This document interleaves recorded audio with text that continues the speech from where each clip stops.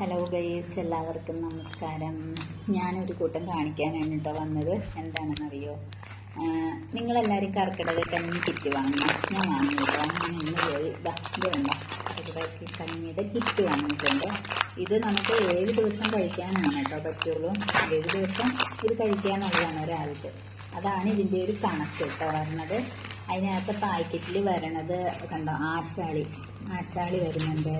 പിന്നെ അരി ഇതാണ് കേട്ടോ, അരി, പിന്നെ ആശാളി, പിന്നെ ഉലുവ,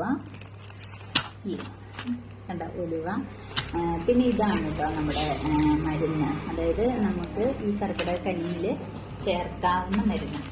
അതാണ് ഔഷധ മരുന്ന്, അത് ഔഷധക്കൂട്ടെന്ന് പറയാം. അപ്പോൾ ഇതിനകത്ത് വരണതെന്ന് പറയണേ വറമരുന്നുകൾ എന്നാണ്, പൊടിമരുന്ന് മിശ്രിതം എന്നാണ് കൊടുത്തിരിക്കുന്നത്. കണ്ടോ, ഇതെല്ലാം അങ്ങാടിക്കടകളിലും കിട്ടും കേട്ടോ. പൂജദ്രവ്യക്കടയിൽ ചോദിച്ചാൽ കിട്ടും. പിന്നെ ഇപ്പം എല്ലാ ഒട്ടുമിക്ക ഷോപ്പുകളിലും ഉണ്ടാവും. ഇത് കണ്ടോ, ഇത് ഒരു പാക്കറ്റാണ്. നമ്മൾ ഇതിൻ്റെ അളവ് അവരിവിടെ കൊടുത്തിട്ടുണ്ട് കേട്ടോ. എങ്ങനെ കൊടുത്തേക്കുന്നതെന്ന് ഞാൻ പറയാം.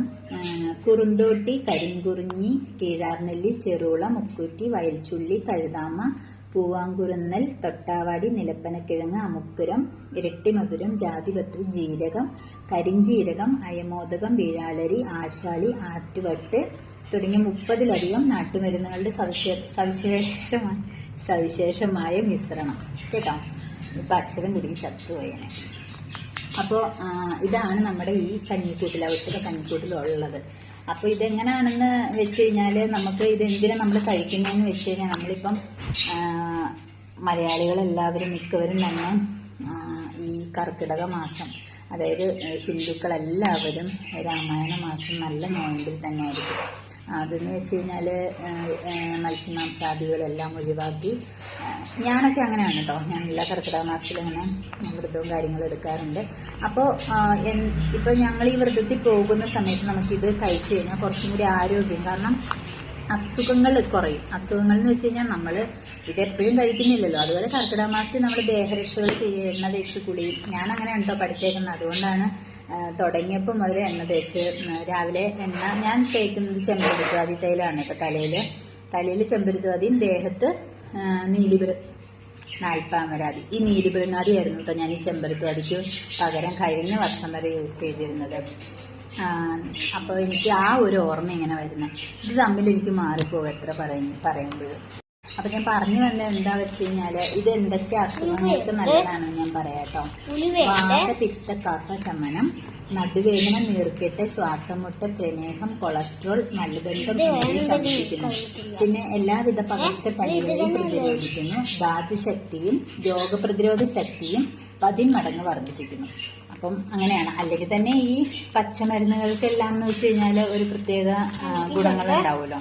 പിന്നെ കഞ്ഞിയല്ലേ, ഞാനൊക്കെ എന്ന് വെച്ചാൽ ഒത്തിരി കഴിക്കൂല കേട്ടോ. ഇപ്പം ഇതെന്ന് വെച്ച് കഴിഞ്ഞാൽ ഞാൻ ഒറ്റയ്ക്ക് എന്തായാലും 7 ദിവസം കൊണ്ട് കഴിച്ച് തീർക്കൂല. ഞങ്ങളൊരു ഫാമിലി, അതായത് അമ്പാടിക്കും കൊടുക്കണം. അതല്ലാണ്ട് സത്യം പറഞ്ഞു കഴിഞ്ഞാൽ അമ്മയൊക്കെ ഉള്ള സമയത്ത് ഇല്ല ഗൈസ് എന്ന് പറഞ്ഞു കൊടുത്തില്ല. ഔഷധക്കൂട്ടിലെ പൊടിമരുന്നാന്ന് പറയും.